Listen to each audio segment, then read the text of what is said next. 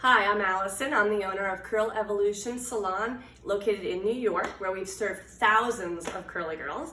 And I had this conversation 2 times this week where somebody asked me, you have straight hair, however did you get into the curly world? So I had to tell my origin story twice this week, my curly journey of how I began doing curly hair. So I figured I would share it with you.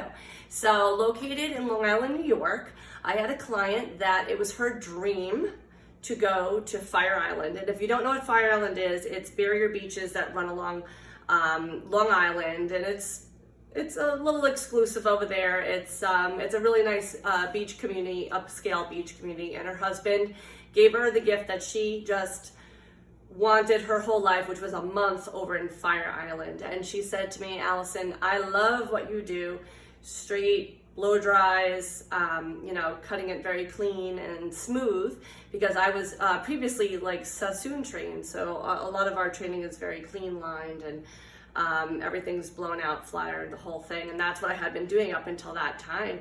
And she said, I love what you do for me, but I'm going to be on Fire Island for a month, and so we need to be able to have my hair be more natural. And at the time it wasn't as in style as it is right now, and as accepted as it is now, as it should have been all along, as it's her natural curl pattern. But at that time it was much more popular to be flat ironed and blown out straight. So I gave her a wet haircut. I finished my haircut. I moosed her up and we dried her, and it was terrible. It was just terrible. And I said, okay, this is not what I want you to look like. And she said, no, I don't want to look like this either. It's all crunchy and moosed up and not nice. So I said, all right, well, we have to figure this out. We, re-wet her down and tried some other things, but it wasn't 100% there.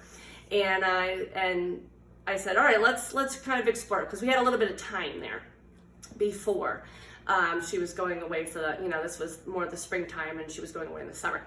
So she was game, and that was great. So I was like, all right, well, I'm up for the challenge. Let's come back in next week. I'm gonna try something else on you. I'm gonna do a little research, and I'll try something else, and then we'll test it out.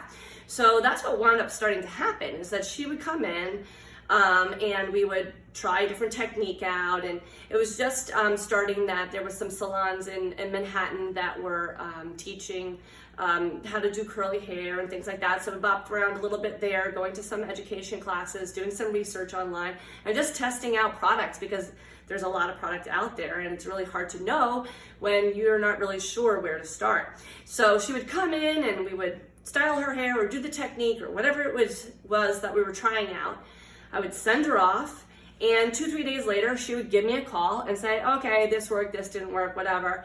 And we would just continuously do that.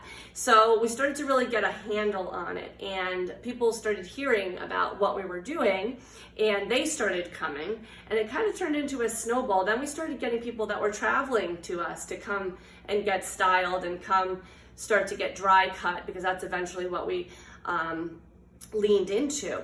And the end of the story was she loved her hair, and she went off to Fire Island, and she had a great time for that month-long trip for the summertime. But that just started us on our curly journey, and we've just added on the education and all the different things that we've learned throughout the years. But then we wound up rebranding into Curl Evolution, and that was about 14 years ago. 15 years ago. So it's been quite a while that we have been doing curly hair, well, focused on curly hair. And that is our origin story of how we started doing curly hair. And in the beginning, you can tell my hair is pretty straight, and then I put a little curling iron in, but my hair is pretty straight, and I definitely had like some of that imposter syndrome of I don't have curls. And people would be like, well, you don't have curls, how are you going to know how to do my hair? And really it took a lot of time and confidence and practice of doing the things and trying the things and testing things out and getting feedback. So it's really important when you are working with your stylist, give them the feedback, let them know what's working for you, let them know what's not working for you. But it took a lot of years to get over that kind of imposter syndrome. And then I realized, like, looking at some of the other people that were focused on curly hair, their technique would very much fit their type of hair, and that's what the type of clientele that they were attracting. But we wound up with a broad range of different types of curls because we alter what we're doing technique-wise to the curl pattern we're working on, even if it's this curl pattern here and a different curl pattern here. So we'll alter the technique or whatever it is. It's not cookie cutter cutting whatsoever.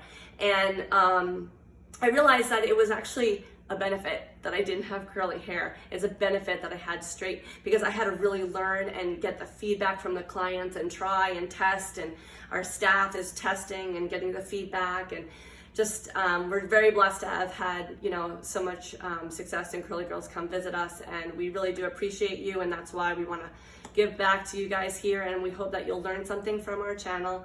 And if you ever want to reach out to us, we are at curlevolution.com.